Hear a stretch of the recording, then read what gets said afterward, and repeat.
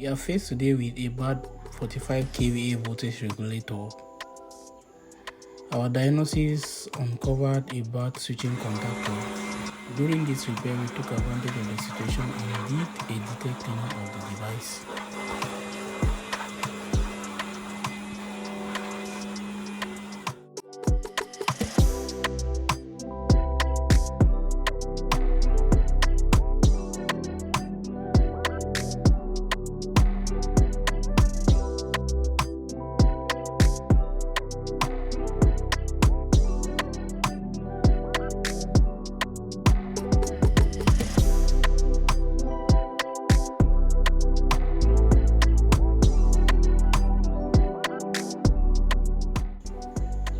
After replacement, the regulator worked perfect.